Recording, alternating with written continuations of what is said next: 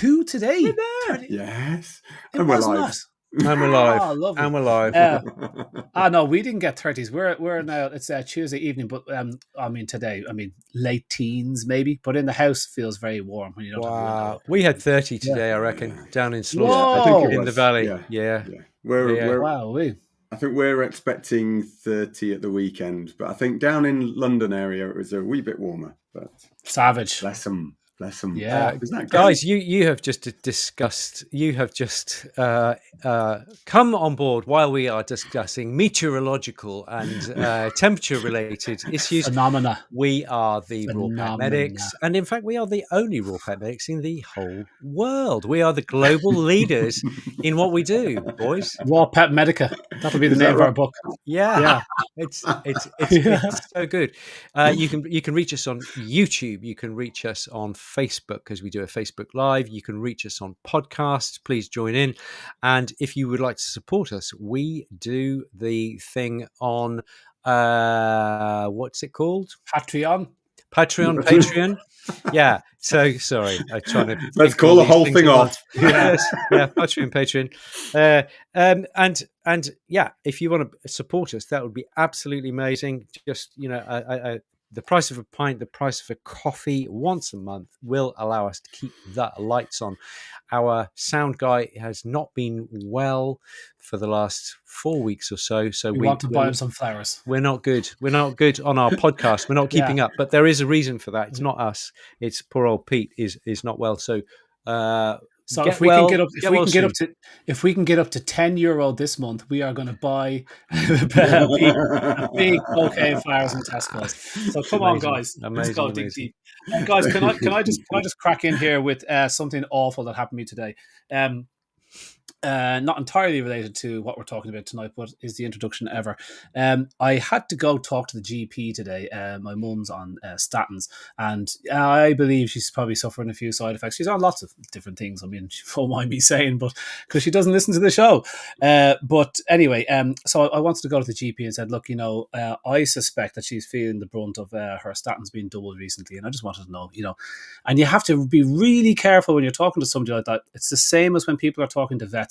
When you have, let's face it, an edge on them when it comes to talking about nutrition, most likely with most conventional vets, you have to be careful because you got to keep them on side and you want to work with them and you don't want to insult them, and there can be a bit of ego at play, so you have to be careful and tentatively. So I went in with my tail between my legs, and my mum's sitting there going, I don't know why I'm here. There's no reason for me to be here, and she's not helping the matter at all.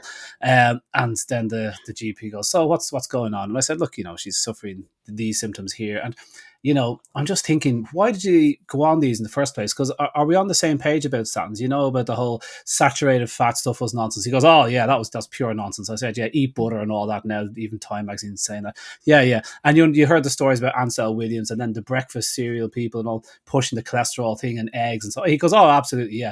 So there was no link between cholesterol and heart disease and that kind of the stuff that you eat. And he goes, no. So I was like, wow. Okay. I said, this is going great.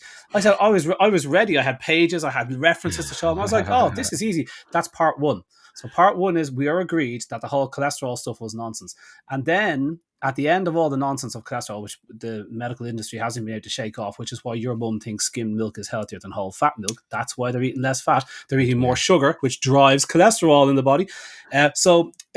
Anyway, he agreed on that bit. Then I said, great. So why is she on double the amount of statins? And he said, well, it's stroke prevention. And I said, stroke prevention in relation to what? So I said, are you saying cholesterol? Where's this cholesterol coming from? I said, do you understand that most of this cholesterol, not do you understand, but whatever nice way I said it, comes from the body. 80-90% is coming from the body. He's like, yeah. So I said, oh, okay, so where's all that cholesterol coming from? Where's all the inflammation that's causing this? What's the cause of that? He goes, oh, I don't know, but the statins are clinically proven to absolutely be the most effective solution for a stroke prevention. And I said, look, I have to stop you there because, the data that you say exists doesn't exist. Those trials didn't include 75-year-old plus people. There's no studies of 80-year-old plus people in stroke prevention. So I said, you're talking about a younger population. Those studies are in for massive issues. And they started off on the back of the cholesterol bullshit. Let's lower cholesterol. And now they're talking about stroke prevention. I said, they've got major questions. I said, is there any way we'd be able to lower the statins and just use something else for stroke prevention. Anything else, I'm sure there's plenty of other drugs that we can use. Bit of aspirin might not be a bit of bad aspirin. idea. 15% is the figures you get if you're under 70. They're the sort of protection you get. Aspirin gives you 12%. So I'm like, I'm sure there's a plethora of things we can do. Anyway, it was a struggle. And then I said, and another thing, 25% for her brain is cholesterol. And I can see she's just not firing on all cylinders. She's out of energy. And I said, statins are shown to lower cholesterol. And when people come off, what studies show, their cognitive abilities come back straight away. And when they're re-challenged with statins, it goes down again. So for anybody out there with an elderly person who's suffering that cognitive decline where it's not Alzheimer's, it's not dementia, it's just an oldness. It's like suddenly she can't sleep, she can't recharge her batteries, she can't think straight. I can see it in her. And the second little sting from statins, which the GP didn't know about, was that they block your ability to synthesize coenzyme Q10.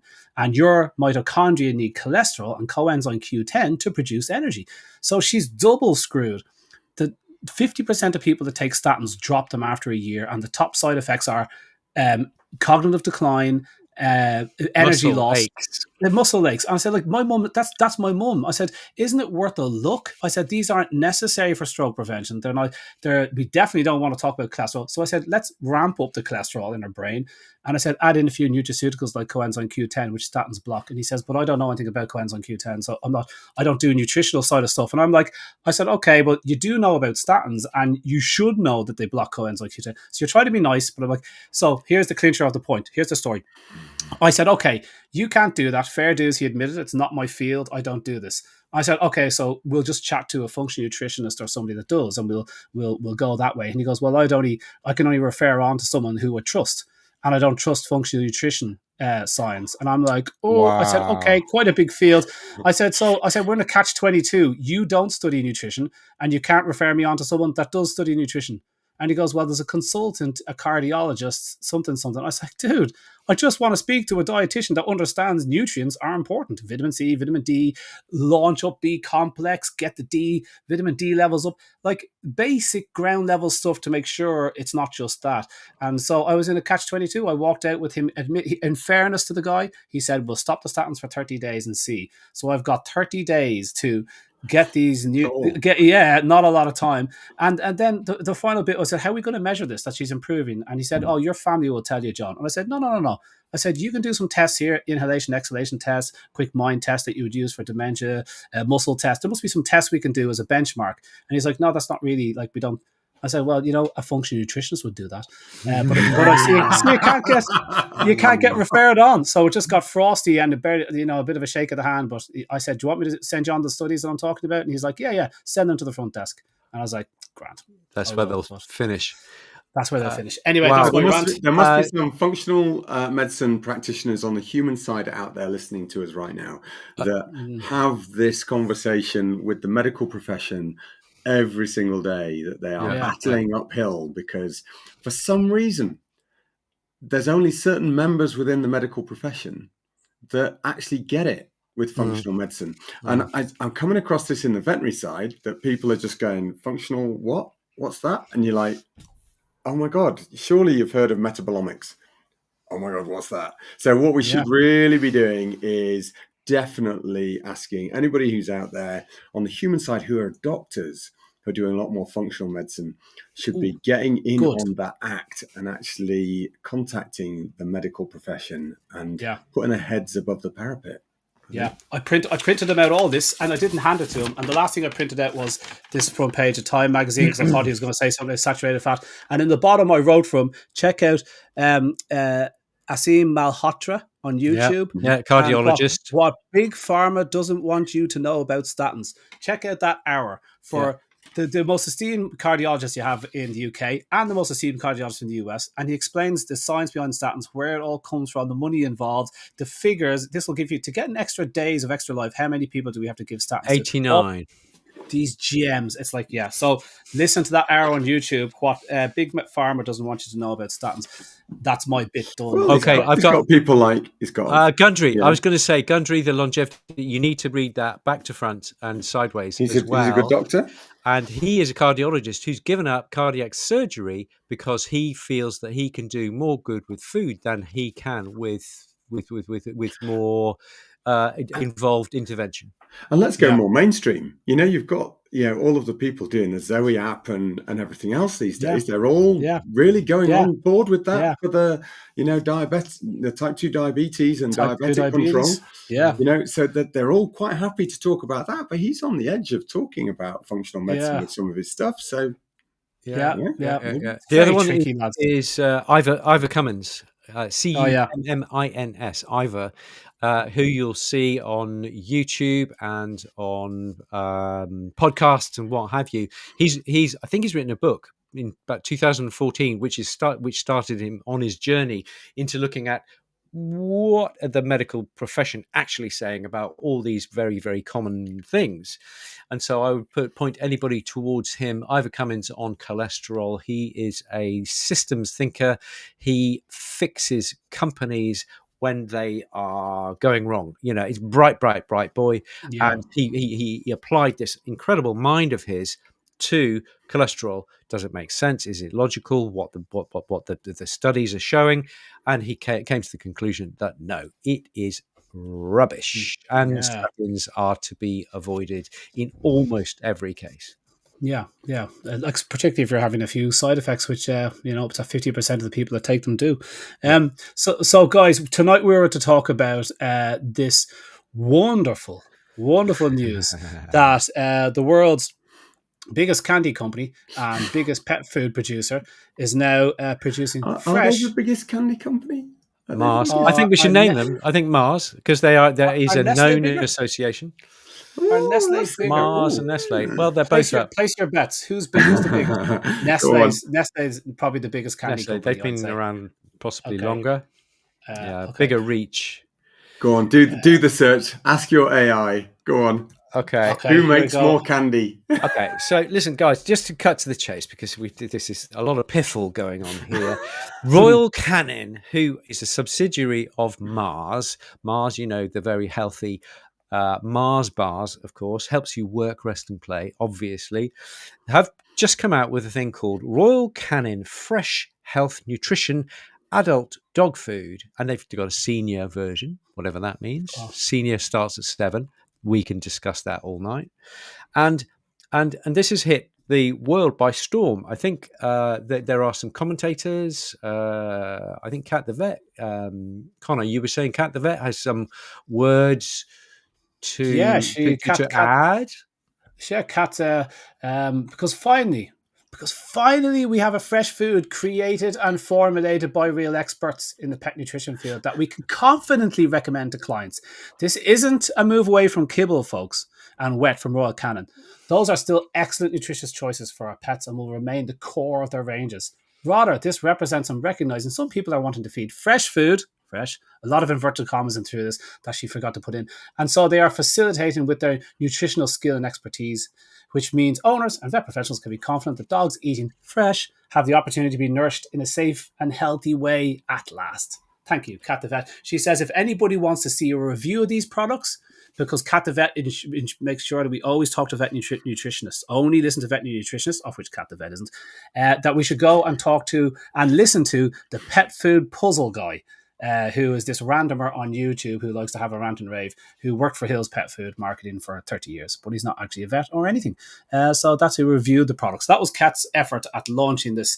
Kat the Vet is Nestle. And so it seems like the candy companies are tentatively moving towards. So what did you think of the product? Have you got a picture of the product there, Brent? Yeah. So can we blow that up, Brent, just so that everybody can see? And this. I will describe this. So we've got a short square bag, and there are 7 packs. 7 packs in there. Maybe that's one of 7, possibly. And on the front, we've got a beagle, which is unfortunate because vivisection has happened a lot with such species. Tenuous link number 452. But, feed it to lab dogs. Maybe I don't know. I think beagles are blooming amazing.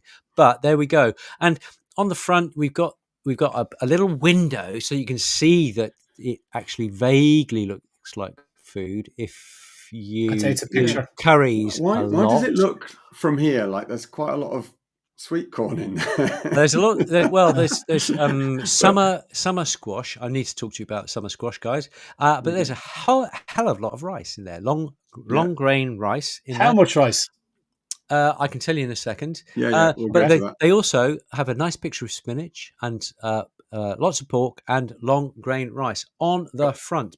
So what I think they're doing is they're saying, listen, this product is actually made from real food. You know, okay, what they do to it and they in order actually to put also it in a bag like that, I don't know. But which is, for me, is the subtext is we've been making food-like products out of non-food. non-food. Yeah. Yeah. Or we're taking food and turning it into non-food. Oh no! To be That's fair, on every bag they try and make it look like they've had some food at some point has been thought about when they then squished it into tiny little bits of riffraff and then stuck it together and stuck it in a bag, because they do like to paint this portrait that there is food in this bag, but not necessarily always. What is intriguing me about this particular package is the fact that there is a little area which highlights fresh. And Connor, just tell me, what is the FEDIAF regulation on fresh? What's this all about? Okay, FEDIAF, just for those, FEDIAF is the guys who oversee and give guidelines to the pet food manufacturers in the UK. AFCO is the equivalent in the US. We have FEDIAF. So here's their term. FEDIAF, this is point 5.2.4.2 in the FEDIAF guidelines. You can find it. And the caption is use of the term fresh in inverted commas. General requirements. The term fresh may describe substances used in pet food manufacture that have not been subjected to any treatment except maintaining the cold chain. Treatments such as cooking, drying, freezing, hydrolysis, or similar processes, or the addition of salt, curing agents, natural or synthetic chemical preservatives, or other processing aids exclude the substance from being called fresh in inverted commas. Example, Blogo, made with / produced from fresh chicken. So they fail on that because it is cooked. Absolutely. They fail on that because it is frozen. Hang on, just bring it up again so I can read it, please. And they fail on that because they do probably add salt. It's not cute, not clear. They do add synthetic additives. They added salt. You're not allowed to add salt. Yeah. So they fail, not just once, but a number of times on the fresh in Europe. But in the States, you're allowed to call it fresh, possibly. Don't know. What are the AFCO definitions of fresh? I'll find it. I'm sorry I don't have it ready for you. I'm sure there will be something very similar. It will be for some reason they tend to copy each other quite dramatically. Yeah. Well, FEDIAF copies AFCO. I don't think it happens the other way around. Yeah, I think AFCO, who are in bed with the food manufacturers, they attend their meetings every single time and they negotiate any changes that AFCO. So they sit on the board. They absolutely do, and and AFCO might say, okay, we need a lot more zinc in the foods, and Hills and Mars and what have you will come along and say, well, that's going to cost us a fortune. Can we just temper it down? They're going to say an extra 20 milligrams. That's necessary because of the latest science. But perhaps the manufacturers would say, well, can we get away with 7 or 5? Because it's going to save them a fortune. Please. Yeah. Please, and sir. I'd like to. And actually, as you mentioned the US bit, guys, I think it's important to note that Royal Canin, that this product is being made in the US.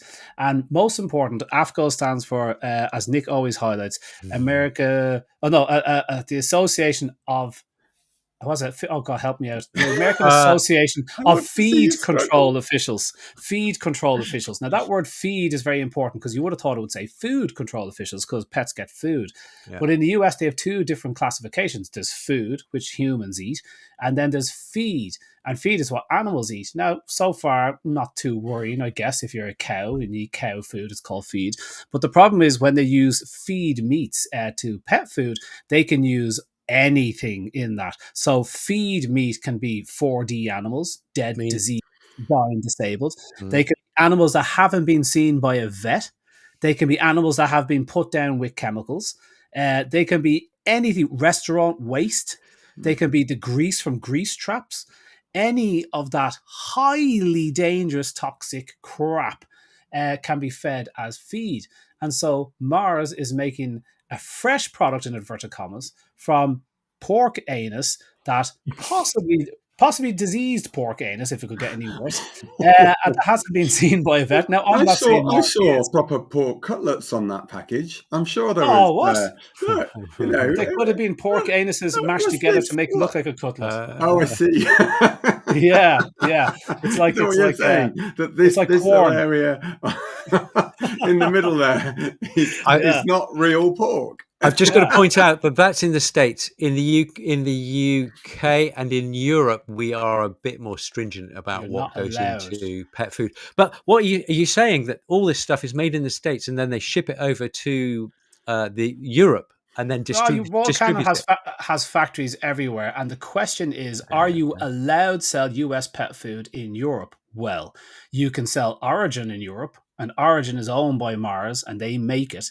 So, are they putting feed ingredients in there and then selling this feed product over in Europe? That is a very good question. I'm I think it's surprised you don't know naughty. the answer to that. Somebody out there is going to know the answer to that. Please help us out on Facebook or YouTube comments, guys. If anybody has insight into US feed products. And by the way, I'm not saying Mars Inc. is using diseased pork anuses in their product. I must clear my nose here about that just in case they're listening. But I am saying that feed ingredients is permitted to use dead, diseased, died, disabled, and leftovers and roadkill and all that sort of junk. That's allowed to be a feed ingredient, and this is a feed product. So yeah, it's another reason why the word fresh just. Like, what are you comparing this to the food we buy in the supermarkets for our dogs? Are you comparing that to use this? You really want to stand over that because someone put a George Jetson pill at the end of it? What do you think of the first few ingredients, Bren? Yeah, shall we go? Let's pull up the ingredient stack. Let me just again. We'll hide behind this. Okay. That wonderful, bang. As soon as you go into it, the first thing that they're feeding our carnivores as our friends. I had this argument again. I can't believe I have this argument with vets that should know at least the anatomy of a dog. That actually, they are carnivores first and foremost, from the mouth through their intestine. There is no way that an omnivore would have a gut that's only 2.5 times its body length. There is no way that an omnivore would not be able to break up plant material by chewing side to side, or even break down insects in the same way. Or, it can only slash and swallow. It's not going to be able to break down plant material. So it is not an omnivore. Anyway, that's my little hobby horse. Yeah. So what do they stick in first? Brown rice. What does that mean? So if you're looking at an ingredient stack, and I know there are some vets out there that say you should not read the ingredients list anymore because they don't want you to. But let's say we start with reading the ingredients list. The first thing on the list in law is the thing that's greatest within the food. Now, they don't have to legally specify how much. It would be ideal if they did. It would be lovely if they would actually say the percentage of the product that is that. But the fact that it is first means that there is more brown rice in this product than there is pork. Okay? Mm-hmm. So that would be the first thing that I would mention. The second thing there, yes, there's pork. Don't specify which. Could be cutlets. It could be anus. It doesn't specify. I'm not going to go any further than that.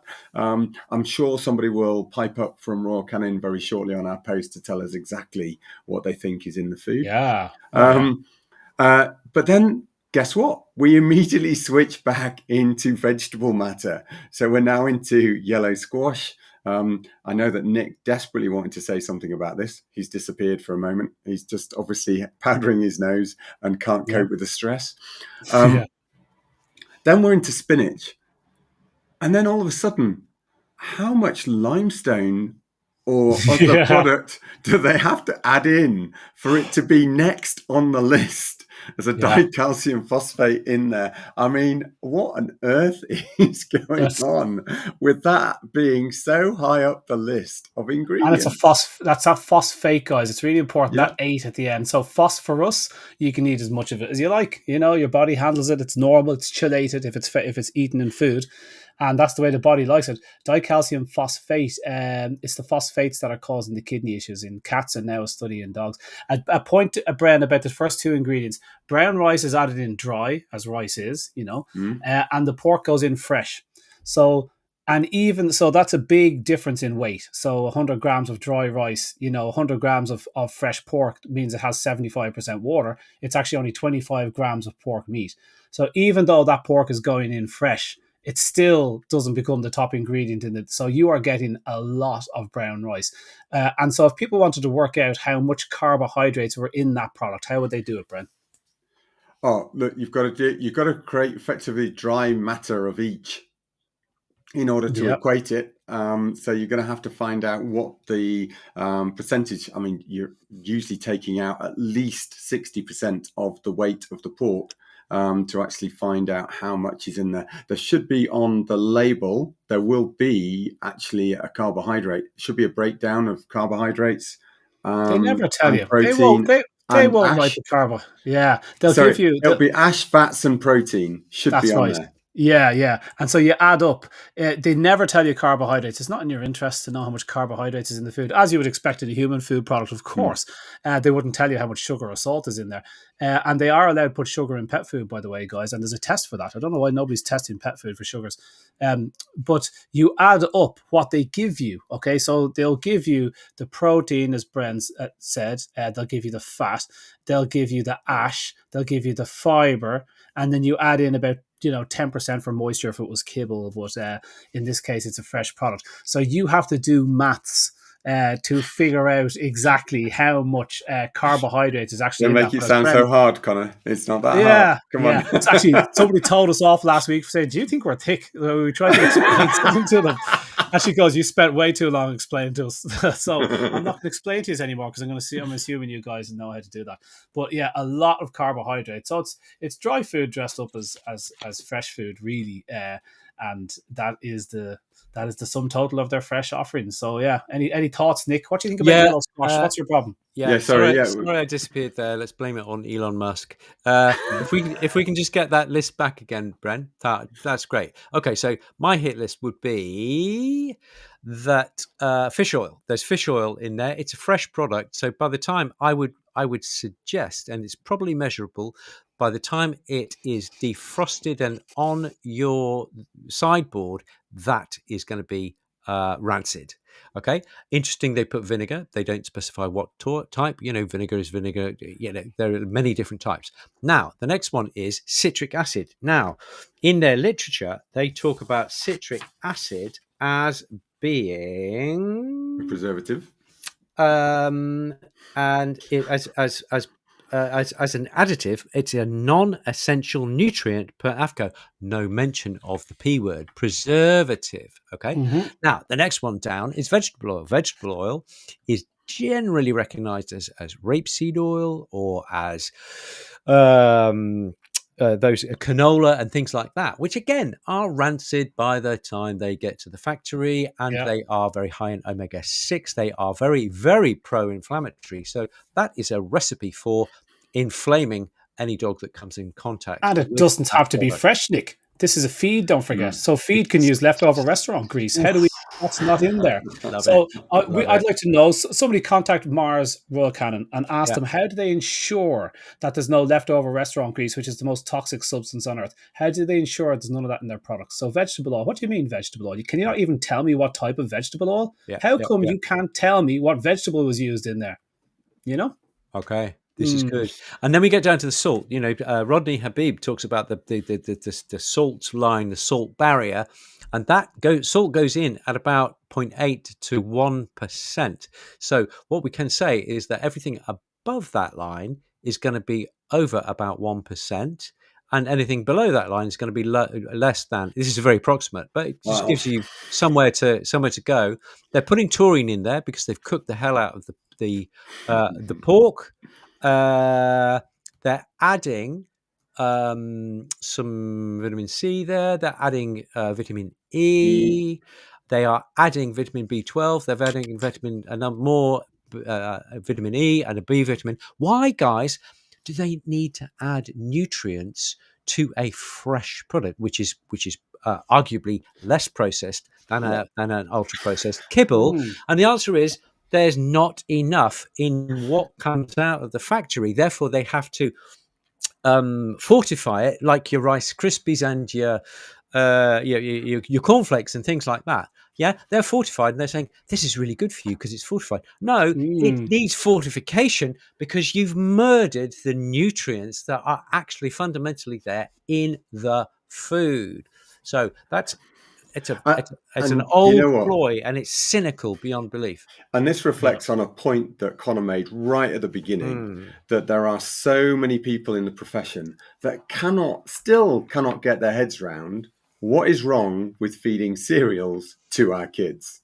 Yeah. And not understanding, they're saying, what's so wrong with grains? I said, did you look at the list of fortifications they have to put on grains to, one, make it valuable at all nutritionally, and then the types of stuff that they fortify them with, to realize that often it's the stuff that's going to block the pathways to making them healthier, not help the pathways, because things like folic acid, instead of folates, the things like the cyanocobalamin instead of it being a methylcobalamin, they're just two examples. The fact that actually the vitamin E's are being chucked in there, not because they're being nicey about adding antioxidants into your system, but generally because they're using them as a preservative for the food. But we've then also got that whole, they just don't get the nutritional impact of those foods on our health. And that's pretty much where they're at. They don't understand they're having to add so much of this because what is the number one ingredient? It's rice. Okay. It's not the meat products that will actually engender the majority of nutrients that a carnivore would require. And there are ingredients in there that they don't have to declare because they didn't put them in. For example, glyphosate and atrazine, which are herbicides which are used in the production of grains universally around the world, but very much so in the USA. So beware of that because they don't have to put in the mainly rice. Therefore, there are products that they use to make these things, and they aren't doing your microbiome any good whatsoever.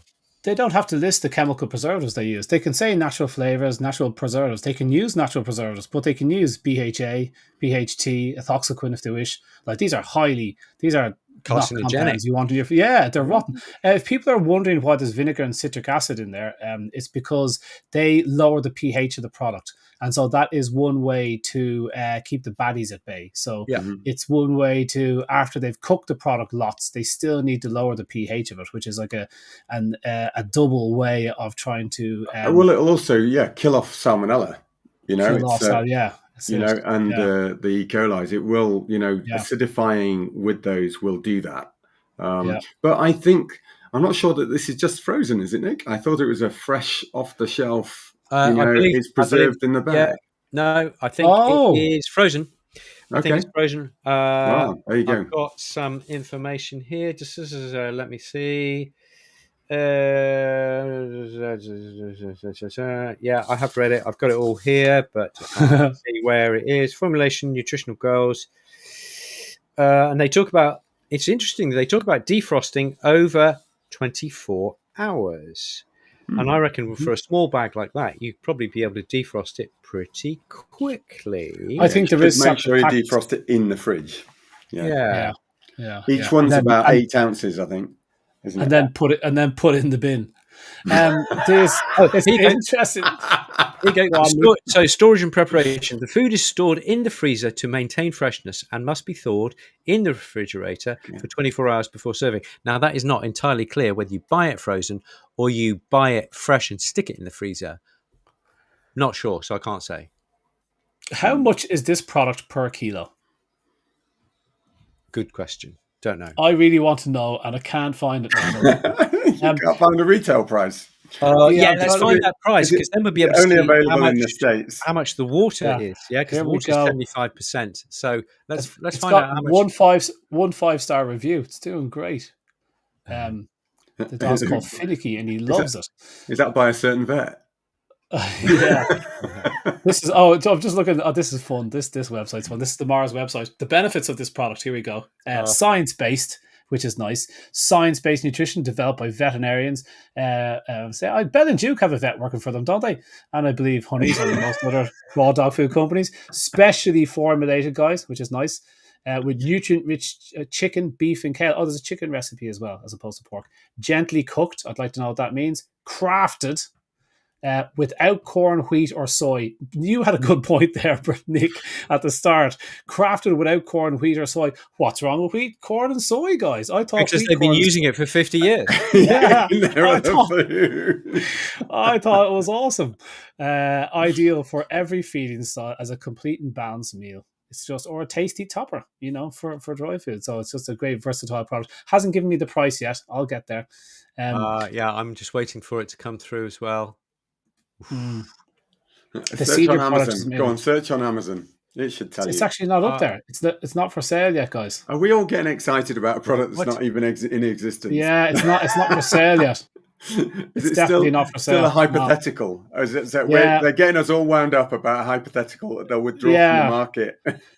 They're letting us get tired talking about it, and then they're going to launch it, and hopefully they won't have to have 5 or 10 people deleting all the negative reviews for a few weeks. Okay, I've got a price. It's £3 to £6 for a medium-sized dog, 10 to 20 kilos, depending on life stage.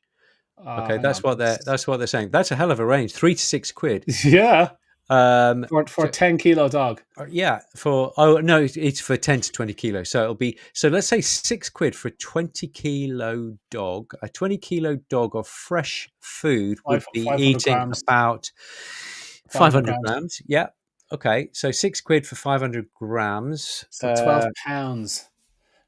I would say they're doing very. I would say that 20 quid relates to a 15-kilo dog, because they put the 10 to 20 kilo bracket in, and if you try just give that amount of food to your 20-kilo dog, he'll get very, very hungry. So they tend to be I would have gone with 15 kilos, but even going with your one there, Nick, 500 grams, that equates to 12 pounds a kilo for a rice, special fried rice. And I think fried rice. That's expensive Chinese. From here on in. That means that the water in that food costs £9 for the 750 grams of water. What we're going to call Now, it, that's number pretty 9 on the expensive menu. Evian water. Yeah, it's crazy. Or you could have steak, and you could have chicken, and you could have fish. You know what I mean? How could you possibly compare those two products as if they were going to be the same? Yeah. Any other interesting jibes we can make about this product? Fat. Here we go. Okay. Fat. So the crude fat on the label is 4.5%. But if you multiply that so that you've got an as fed, i.e. you remove the water and you see how much of the 4.5 is what's left of the dehydrated food, that turns out to 18% fat as fed. I think that's pretty high. And I would be careful about feeding that to a dog who's had pancreatitis in the past. And I would be careful about feeding that to a dog who's been on a 10, 12% to suddenly go onto this food, because you're going from a 12% fat intake to suddenly go up to 18%. And that could, I reckon, possibly push you into pancreatitis. Okay, can we just hold on? Let's just, for clarity for everybody out there, Nick is talking about those fat levels because the carb levels may predispose them towards pancreatitis. Totally. But the fat levels, if they've got active pancreatitis, may aggravate the condition. And of course, a lot of those are pro-inflammatory oils because they are omega-6s and above, rather than being anti-inflammatory oils of omega-3s, and probably also oxidized. So there's a number of reasons. Let's not get too heavy on the fat argument. We've had this out with Mark Roberts. Okay? Yeah, but for me, it's not the fat per se; it's the quality of the fat. And Absolutely. if you've got a strong differential between a Monday and a Tuesday, that can push many dogs because they're eating so much grain, and grain increases triglycerides in the blood from Mark Roberts. That can be the final push. So I'd just be a little bit. Jody on YouTube is saying raw, canned and dried food packaging here in Australia has ingredients listed in multiple languages. That would indicate it is probably shipped around the world. I can't find the country of manufacture. I'd love to know where it was manufactured and whether that's the dry food, though. Is that dry food? This is fresh. Dry food. This It is dry. fresh. Yes. Okay. Let's be specific. Yeah, for sure. Thank you, Jody. Though, lovely, great. What else? Moisture is 75%. That means of the thing that you buy, only 25% of that bag is the actual nutrition going into your dog. Not that there's anything wrong with moisture in food. You know, that a meat, a steak is 75% moisture as well. Okay, they're adding beta carotene and lutein. Okay, not an essential ingredient for AFCO, but they're adding some lutein there, which is rather nice. Color, and it probably will be for color, but it's good for eyes and brain health and what have you. Have we got any formulated? Here we go. Formulated for dogs 1 to 7 years of age. Now, who says, in what textbook does it say at 7 years old? So if you're 7 years old, no, if you're 6 years and 364 days, you are an adult. And then on your 7th birthday, you become a senior. What's that about? How do you get your head around that, guys? Because if you eat kibble, you are dead after 8 years. That is not actually. Or you've aged so rapidly that you are definitely senior after. Yeah. Oh, you're dragging your ass around as a 45-year-old man. I see something. It's interesting. Ascorbic acid is kind of hard on the tummy, guys. That's the vitamin C they use. It's the cheapest vitamin C. No, they're using citric acid. They use ascorbic acid on the C